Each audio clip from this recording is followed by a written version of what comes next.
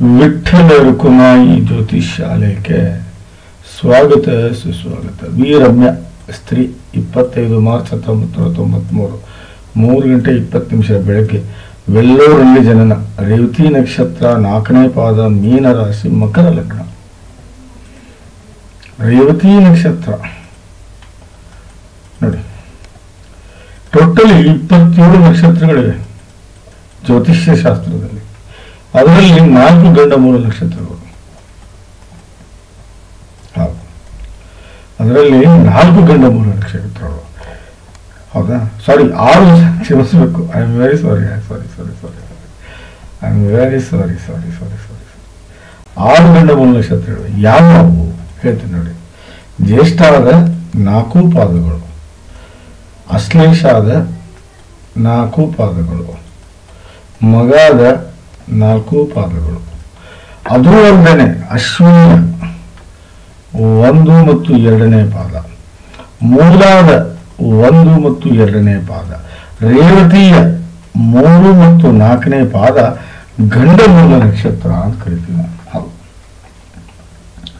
So ಈ ಗಂಡ ಮೂಲ ನಕ್ಷತ್ರದಲ್ಲಿ ಹುಟ್ಟಿದ್ರೆ ಒಂದು ಎಜುಕೇಶನ್ ಹಾಳಾಗುತ್ತೆ, ಇಲ್ಲ ಫ್ಯಾಮಿಲಿ ಹಾಳಾಗುತ್ತೆ, ಇಲ್ಲ ದಾಂಪತ್ಯ ಹಾಳಾಗುತ್ತೆ, ಇಲ್ಲ ಫೈನಾನ್ಸಿಯಲಿ ತೊಂದರೆ ಬರುತ್ತೆ, ಇಲ್ಲ ಸಿಕ್ಕಾಪಟ್ಟೆ ಕಷ್ಟಗಳು ಬರ್ತವೆ. ದಯವಿಟ್ಟು ನಾನು ಹೇಳೋದನ್ನ ಅರ್ಥ ಮಾಡ್ಕೊಳ್ಳಿ. ಗೋಮುಖ ಪ್ರಸವ ಪೂಜೆ ಮಾಡ್ಕೊಳ್ಳೇಬೇಕು ನೀವು. ಹೌದು, ಗೋಮುಖ ಪ್ರಸವ ಪೂಜೆ ಮಾಡ್ಕೊಳ್ಳಿಲ್ಲ ಅಂದ್ರೆ ನಡೆಯೋದಿಲ್ಲ. ನೋಡಿ, ನಿತ್ಯ ಯೋಗ ಇಂದ್ರ ಇದೆ, ನೋ ಪ್ರಾಬ್ಲಮ್. ಸೊ ಈ ನಕ್ಷತ್ರಗೋಸ್ಕರ ನೀವೇನ್ ಮಾಡ್ಬೇಕಂದ್ರೆ ಗೋಮುಖ ಪ್ರಸವ ಪೂಜೆ ಮಾಡ್ಕೋಬೇಕು. ಗೋಮುಖ ಪ್ರಸವ ಪೂಜೆ ಮಾಡ್ಕೊಳ್ಳಿಲ್ಲ ಅಂದ್ರೆ ನಡೆಯೋದಿಲ್ಲ. ಮಸ್ಟ್ ಅನ್ಸುಟ್ ಮಾಡ್ಕೋಬೇಕು. ಇಲ್ಲ ಅಂದ್ರೆ ಏನಾದ್ರೂ ಒಂದು ತೊಂದರೆಗೀಡಾಗ್ತೀರಿ, ಇಲ್ಲ ಏನಾದ್ರೂ ಕಷ್ಟಕ್ಕೀಡಾಗ್ತೀರಿ. ಯಾವಾಗ ದಾಂಪತ್ಯಕ್ಕೆ ಹೋದ್ಮೇಲೆ ಹಾಗೆ. ಬನ್ನಿ, ಹಾಗಾದರೆ ಜಾತಕದಲ್ಲಿ ಏನೇನಿದೆ ಏನೇನಿಲ್ಲ ನೋಡೋಣ.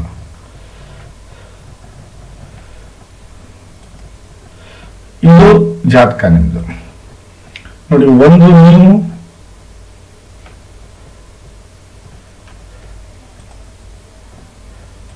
ನೋಡಿ, ಒಂದು ನೀವು ನಿಮ್ಮ ವ್ಯಕ್ತಿತ್ವ, 2 ನಿಮ್ಮ ವ್ಯವಹಾರಗಳು, 3 ಪರಾಕ್ರಮ, 4 ನಿಮ್ಮ ತಾಯಿ ಹಾಗೂ ಪ್ರಾಪರ್ಟಿ, 5 ವಿದ್ಯೆ, 6 ಕಷ್ಟಗಳು, 7 ದಾಂಪತ್ಯ, 8 ಶತ್ರು, 9 ಭಾಗ್ಯ, 10 ಕೆಲಸ, 11 ಲಾಭ, 12 ವಿದೇಶಿ ಪ್ರಯಾಣ. ಯಾವುದೇ ಗ್ರಹ ಇಲ್ಲ, 0 to 6 ಆಗಲಿ ಅಥವಾ 24 to 29 ಆಗಲಿ ಇದ್ರೆ ಲಾಭ ಸಿಗಲ್ಲ. 6ರಿಂದ 24 ಇರಬೇಕು. 0 to 6 ಅಂದ್ರೆ 0 to 10 years ಅಂತ ಅರ್ಥ. 24 to 29 ಅಂದ್ರೆ 65ರಿಂದ 100 ವರ್ಷ ಅಂತ ಅರ್ಥ. 6ರಿಂದ 24 ಅಂದ್ರೆ 15ರಿಂದ 60 ವರ್ಷ ಅಂತ ಅರ್ಥ. ನೋಡಿ, ಇದನ್ನು ನಾವು ಬಾಲ್ಯಾವಸ್ಥೆ ಅಂತ ಕರಿತೀವಿ, ಇದನ್ನು ನಾವು ವೃದ್ಧಾಪ್ಯ ಅವಸ್ಥೆ ಅಂತ ಕರಿತೀವಿ, ಇದನ್ನು ನಾವು ಯೌವನಾವಸ್ಥೆ ಅಂತ ಕರಿತೀವಿ. ಯೌವನಾವಸ್ಥೆಯಲ್ಲಿ ಯಾವುದೇ ಗ್ರಹ ಇರಲಿ ಒಳ್ಳೆ ಫಲ ಕೊಡ್ತಾವೆ. ಆದ್ರೆ ರಾಹು, ಕೇತು, ಉಚ್ಚ ನೀಚ ಗ್ರಹಗಳಿಗೆ ಈ ರೂಲ್ಸ್ ಅಪ್ಲೈ ಆಗುವುದಿಲ್ಲ. ನೋಡಿ, ಇದು 1, ಇದನ್ನು 4 ಅಂತ ಹೇಳ್ತೀವಿ, ಇದನ್ನು 7 ಅಂತ ಹೇಳ್ತೀವಿ, ಇದನ್ನು 10 ಅಂತ ಹೇಳ್ತೀವಿ. ಕೇಂದ್ರ ಅಂತ ಕರಿತೀವಿ ಇದನ್ನು ನಾವು. ಅದೇ ರೀತಿ 2 ಗಣೇಶ, 11 ಲಾಭೇಶ ಅಂತ ಕರಿತೀವಿ. ಅದೇ ರೀತಿ 1,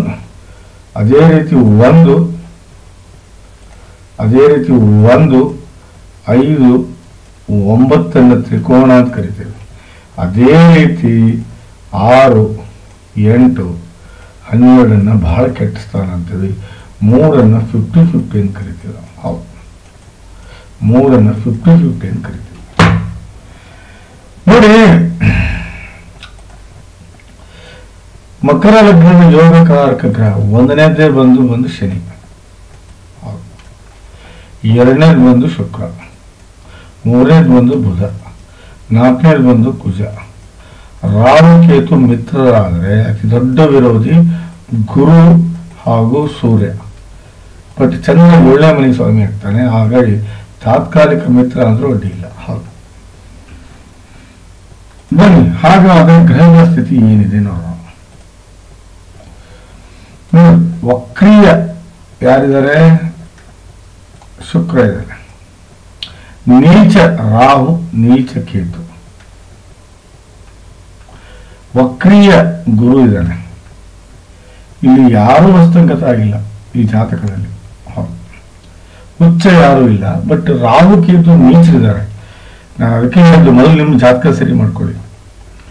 ದಯವಿಟ್ಟು ನಾನು ಹೇಳೋದನ್ನ ಅರ್ಥ ಮಾಡ್ಕೊಳ್ಳಿ. ನಿಮ್ಮ ಜಾತಕ ನೋಡಿ, ಒಬ್ಬ ಮನುಷ್ಯನಿಗೆ ಏನಾದರೂ ರೋಗ ಬಂದ್ರೆ ಅವನ ದೇಹಕ್ಕೆ ತೊಂದರೆ ಆಗುತ್ತೆ, ಕರೆಕ್ಟಾ? ಅದೇ ರೀತಿ ಜಾತಕವೂ ನಮಗೆ, ಜಾತಕವೂ ಅಷ್ಟೇ.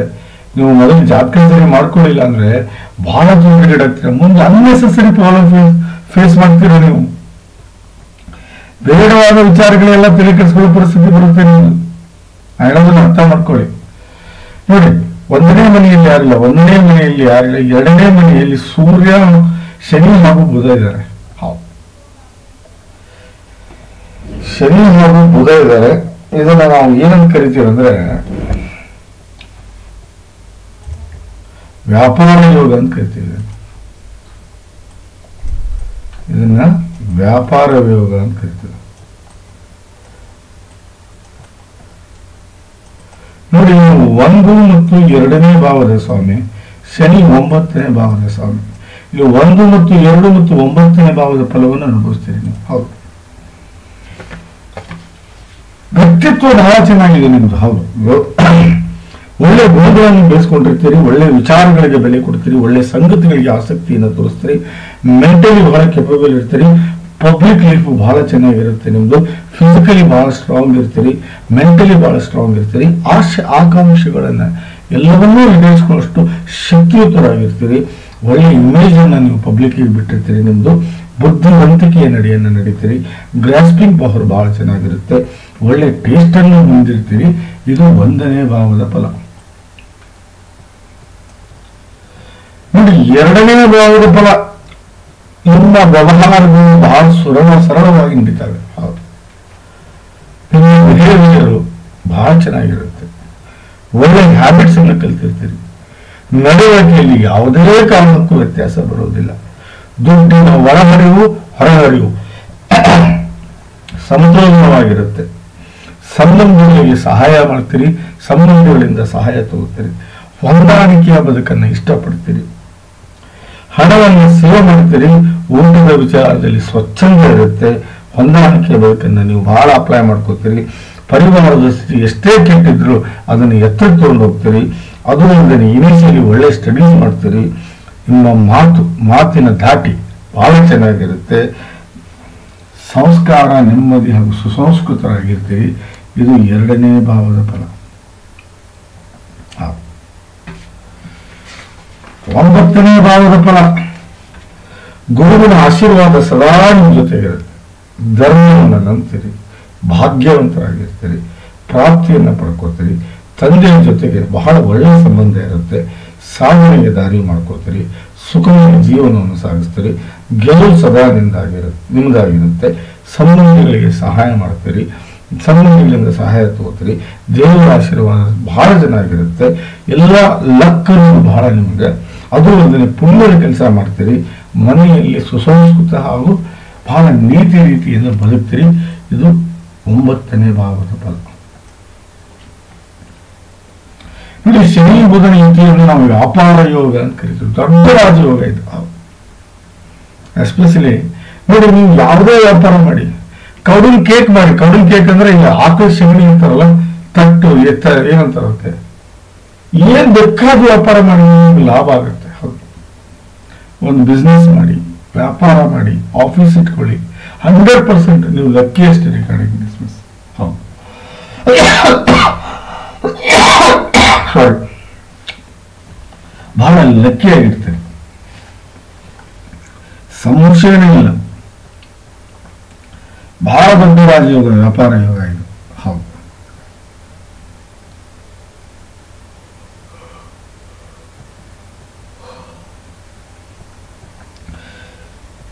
ಸೊ ಈ ಯೋಗ ಇದ್ರೆ ಯಾವುದೇ ಬಿಸ್ನೆಸ್ ಆಗಲಿ, ಯಾವುದೇ ವ್ಯಾಪಾರ ಆಗಲಿ ಮಾಡ್ಬೋದು. ಹೌದು, ಯಾರ ಜಾತಕದಲ್ಲಿ ವ್ಯಾಪಾರ ಯೋಗ ಆಗುತ್ತೋ ಅವ್ರಿಗೆ ಒಳ್ಳೆ ತಂದೆ ತಾಯಿ ಅಣ್ಣ ತಮ್ಮ ಅಕ್ಕ ತಂಗಿ ಯಶಸ್ಸು ಆರೋಗ್ಯ ಐಶ್ವರ್ಯ ಕೀರ್ತಿ ಸಕಲ ಸಮರ್ಪಕ ಸಂಪೂರ್ಣ ಫಲವನ್ನ ಅನುಭವಿಸುವುದಲ್ಲದೆ ಒಳ್ಳೆ ಸಂಪತ್ತು ಒಳ್ಳೆ ಐಶ್ವರ್ಯ ಒಳ್ಳೆ ಪ್ರಾಪರ್ಟಿ ಒಳ್ಳೆ ಜ್ಞಾನ ಒಳ್ಳೆ ವಿದ್ಯೆ ಒಳ್ಳೆ ಬುದ್ಧಿ ಒಳ್ಳೆ ದಾಂಪತ್ಯ ಒಳ್ಳೆ ಗಂಡ ಮಕ್ಕಳು ಯಶಸ್ಸು ಕೀರ್ತಿ ಸಾಧನೆ ಸಮರ್ಥ ಮಾನಸಿಕ ಹಾಗೂ ದೈಹಿಕ ಶಕ್ತಿ ಅದು ಅಲ್ಲದೆ ಸಾಮಾಜಿಕ ಹಾಗೂ ಧಾರ್ಮಿಕ ಮುಖ್ಯ ಕೆಲಸಗಳನ್ನು ಮಾಡುವುದಲ್ಲದೆ ಮಾನ ಪ್ರತಿಷ್ಠೆ ಅಂತಸ್ತು ಸ್ಥಾನ ಮಾನ ಕೀರ್ತಿ ಆರೋಗ್ಯ ಆಯುಷ್ಯವನ್ನು ಪಡ್ಕೊಳ್ಳುವುದಲ್ಲದೆ ಒಳ್ಳೆಯ ಜೀವನವನ್ನು ನಡೆಸ್ತಾರೆ ಬಹಳ ಸುಖಮಯ ಜೀವನ ಸಾಗಿಸ್ತಾರೆ ಯೋಗ ಸುಡೆ ಅನ್ನೋ ಮುಖ್ಯನಲ್ಲಿ ಗ್ರಂಥದಲ್ಲಿ ವ್ಯಾಪಾರ ಯೋಗದ ಬಗ್ಗೆ ಬಹಳ ಚೆಂದ ವಿವರಣೆ ಮಾಡಿದ್ದಾರೆ ನೋಡಿ ರಮ್ಯಾ ಅವರೇ ದಯವಿಟ್ಟು ನಾನು ಹೇಳೋದನ್ನ ಅರ್ಥ ಮಾಡ್ಕೊಳ್ಳಿ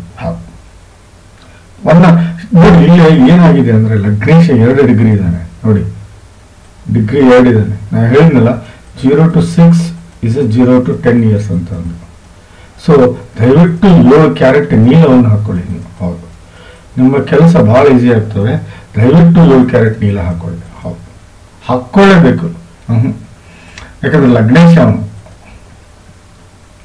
ನೋಡಿ ಚಂದ್ರ ಶುಕ್ರ ಸೂರ್ಯ 3ನೇ ಮನೆಯಲ್ಲಿ ಬರಲಿ ಬಿಡಿ ಉಚ್ಚ ಚಂದ್ರ ನೋಡಿ ಉಚ್ಚ ಶುಕ್ರ ಪ್ಲಸ್ ವಕ್ರೀಯ ಶುಕ್ರ ಪ್ಲಸ್ ಚಂದ್ರ ಇದೆ ಇದನ್ನು ಪ್ರಬಲ ವಸುಮತಿ ಯೋಗ ಅಂತ ಕರಿತೀನಿ ನಾನು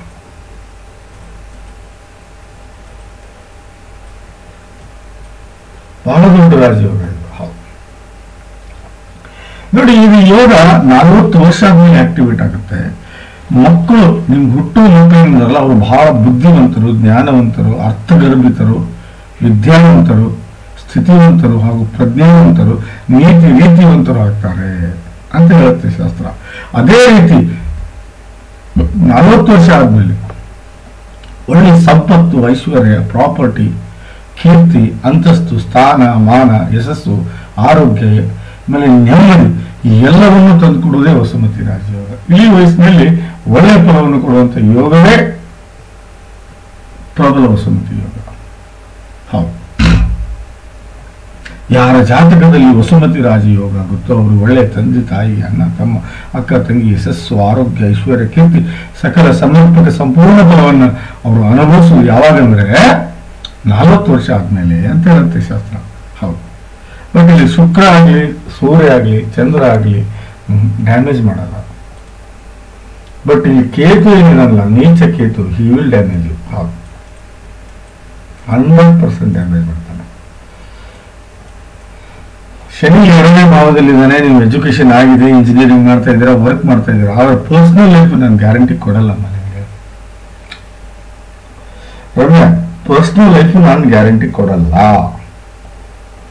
ಇಂಪಾಸಿಬಲ್ ನೀಚ ಕೇತು 5ನೇ ಭಾವದಲ್ಲಿ ನಿನಗೆ ಬಹಳ ತೊಂದರೆ ಕೊಡ್ತಾನೆ ನೆನಪಿಟ್ಕೊಂಡ್ಬಿಡು ಎಜುಕೇಶನ್ ಹಾಳಾಗ್ಬೋದು ಇಲ್ಲ 2 ದಾಂಪತ್ಯ ಹಾಳಾಗ್ಬೋದು 3 ಸೆಕ್ಷುವಲ್ ಲೈಫ್ ಹಾಳಾಗ್ಬೋದು 4 ಮಕ್ಕಳಾದ್ರೂ ಮಕ್ಕಳಿಗೆ ತೊಂದರೆ ಅನುಭವಿಸಬಹುದು 5 ಟ್ಯಾಲೆಂಟ್ಗೆ ಕಪ್ಪು ಮೀಸೆ ಬೆಳಿಬಹುದು 7 ಕೆಟ್ಟ ಪಾಪ್ಯುಲಾರಿಟಿ ಬೆಳಿಬಹುದು 8 ಪ್ರೀತಿ ಪ್ರೇಮದಲ್ಲಿ ಮೋಸ ಹೋಗ್ಬೋದು 10 ಸುಖ ಶಾಂತಿ ಸಿಗದೆ ಹೋಗ್ಬೋದು 11 ಬರೀ ಕಷ್ಟಗಳನ್ನೇ ನೋಡ್ಬೋದು 12 ಸಾಧನೆಗೆ ದಾರಿ ಸಿಗದೆ ಹೋಗ್ಬೋದು 13 ನೀವು ಒಳ್ಳೆ ಗುಣ ಬೆಳೆಯದೇ ಹೋಗ್ಬೋದು 14ನೇದು ಪಬ್ಲಿಕ್ ಅಲ್ಲಿ ಕೆಟ್ಟ ಹೆಸರು ತಗೋಬಹುದು ಇವು ಯಾವ್ದಾದ್ರು ಒಂದು ಮಾತ್ರ ಕೊಡ್ತಾನೆ ಸೊ ಇದು ಒಳ್ಳೇದಲ್ಲ ಮಾತ್ರ ದಯವಿಟ್ಟು ನಾನು ಪ್ರತಿಷ್ಠಾಪನೆ ಮಾಡ್ಕೊ ನಾ ಹೇಳೋದನ್ನ ಅರ್ಥ ಮಾಡ್ಕೊ ನಾನು ಪ್ರತಿಷ್ಠಾಪನೆ ಮಾಡ್ಕೊಂಡಿ ಅಂದ್ರೆ ರಾಹುಕೇತು ಶಾಂತಿ ಆಗ್ಬಿಡುತ್ತೆ 6ನೇ ಮನೆಯಲ್ಲಿ ಕುಜ ನೋ ಪ್ರಾಬ್ಲಮ್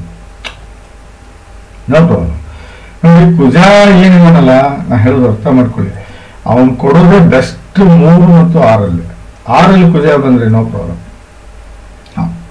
ಬಟ್ ಮನೆಯಲ್ಲಿ ಮನೆ ಇಲ್ಲಂಗಾಗುತ್ತೆ ಅದೊಂದು ಮಾತ್ರ ಸತ್ಯ ಹೇಳ್ಬೋದು ಹೌದು ಸ್ವಲ್ಪ ತಾಯಿ ಜೊತೆಗೆ ನಿಮ್ಗೆ ವೈಮನಸ್ಸು ಬರ್ಬೋದು ಮುಂದೆ ಯಾವುದೇ ವ್ಯವಹಾರ ಕುದುರದೇ ಹೋಗ್ಬೋದು ನೆಮ್ಮದಿಯ ಬದುಕು ನಿಮ್ಗೆ ಸಿಗದೆ ಹೋಗ್ಬೋದು ಸುಖಮಯ ಜೀವನ ಸಿಗದೆ ಹೋಗ್ಬೋದು ಪ್ರಾಪರ್ಟಿ ವಿಚಾರದಲ್ಲಿ ಗದ್ದಲ ಆಗ್ಬೋದು ಹೈಯರ್ ಎಜುಕೇಶನ್ ಮಾಡದೇ ಹೋಗ್ಬೋದು ಎಂಟೆಕ್ ಆ ರೀತಿ ಹಾರ್ಟ್ ರಿಲೇಟೆಡ್ ಪ್ರಾಬ್ಲಮ್ ಬಂದೇ ಬರುತ್ತೆ ಮನೆಯ ಸ್ಥಿತಿ ನಿಮ್ಗೆ ಅಷ್ಟು ಹೇಳ್ಕೊಳ್ಳೋಷ್ಟು ಬೇರೆ ಹೋಗ್ಬೋದು ಮನೆಗೆ ಬಂದವ್ರನ್ನ ನೋಡ್ಕೊಳ್ಳದೆ ಹೋಗ್ಬೋದು ಸಮಾಜದಲ್ಲಿ ಕೆಟ್ಟ ಹೆಸರು ತಗೋಬಹುದು ನಿಮ್ಮ ಆಭರಣ ವೆಹಿಕಲ್ಸ್ ಮತ್ತು ಪ್ರಾಪರ್ಟಿ ಎಲ್ಲ ಪ್ಲೆಜ್ ಆಗ್ಬೋದು ಸೊ ದಯವಿಟ್ಟು ನೀವು ಕುಜ ಶಾಂತಿ ಮಾಡ್ಕೊಳ್ಳಿ ಬಟ್ 6ನೇ ಮನೆಯಲ್ಲಿ ಕುಜ ನಿಮಗೆ ಬಂಡ ಧೈರ್ಯ ಕೊಡ್ತಾನೆ ಮುನ್ನುಗ್ಗುವ ಶಕ್ತಿ ಕೊಡ್ತಾನೆ ಯಾವುದಕ್ಕೂ ಹೆದರದಂತೆ ನಿಮ್ಮನ್ನ ವಿಪರೀತ ಸ್ಟ್ರಾಂಗ್ ಆಗಿ ಮಾಡ್ತಾನೆ, ಇದು ಮಾತ್ರ ಹೇಳ್ಬೋದು ನಾನು.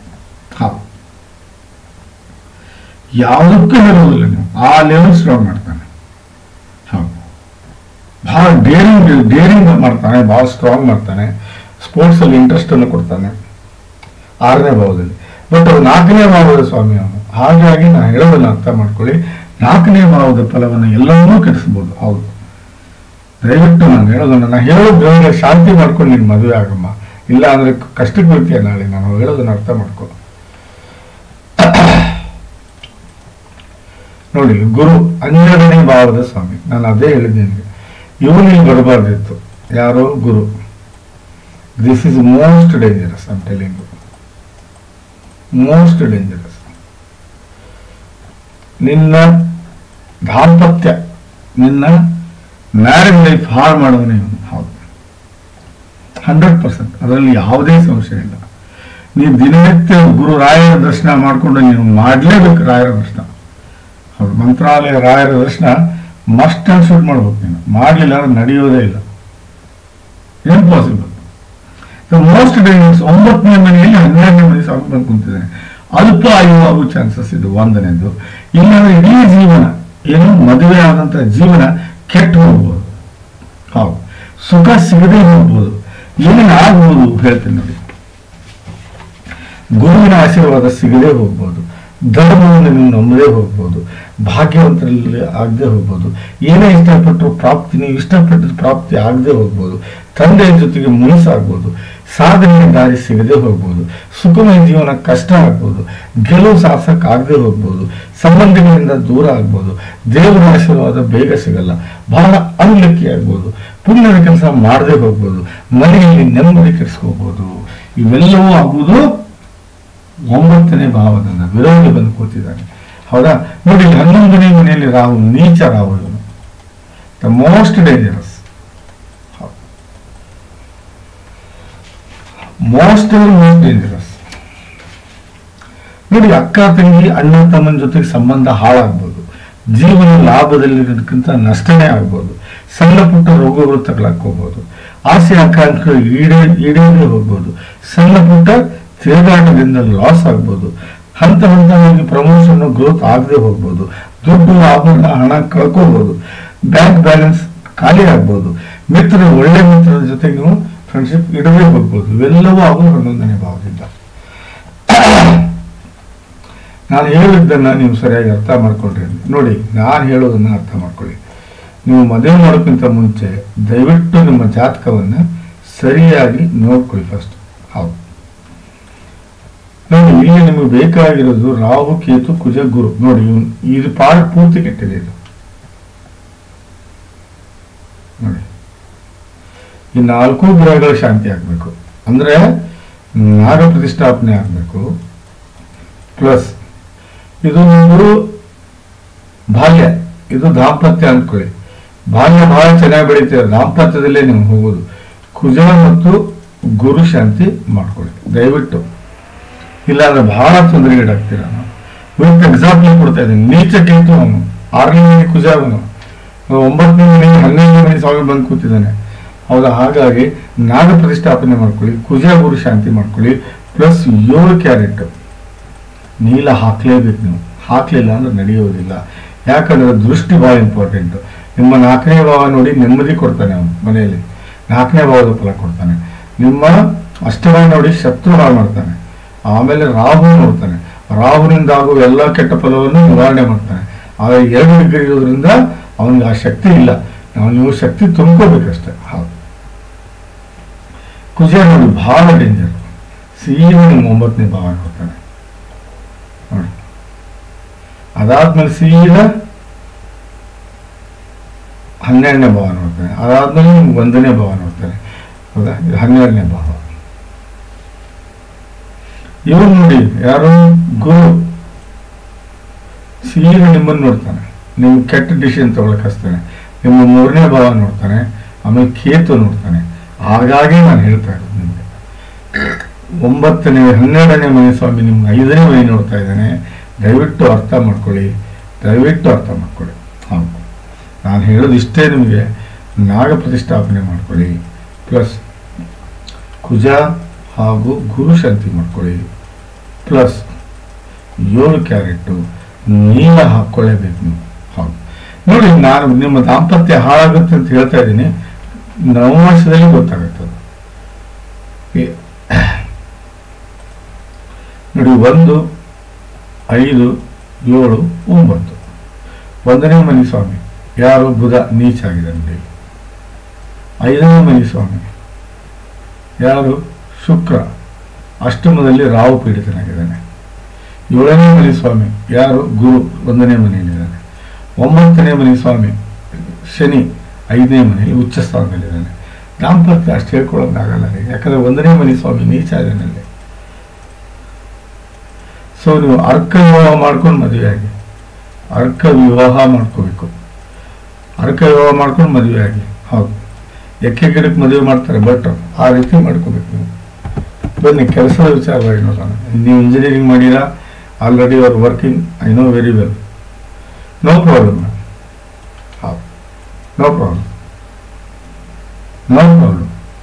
ಕೆಲಸಕ್ಕೆ ಏನು ತೊಂದರೆ ಇಲ್ಲ. ಹೌದು, ದುಡ್ಡಿಗೆ ಏನು ಕಡಿಮೆ ಆಗೋದಿಲ್ಲ, ಅದರಲ್ಲಿ ಯಾವುದೇ ಸಮಸ್ಯೆ ಇಲ್ಲ. ಕೆಲಸಕ್ಕೇನು ತೊಂದರೆ ಇಲ್ಲ. ದಾಂಪತ್ಯ ವಿದ್ಯೆ ಕೆಲಸಕ್ಕೆ ಏನು ತೊಂದರೆ ಇಲ್ಲ, ದಾಂಪತ್ಯ ತೊಂದರೆ ಇದೆ ನೋಡಿ, ಅದನ್ನು ಸರಿ ಮಾಡ್ಕೊಳ್ಳಿ.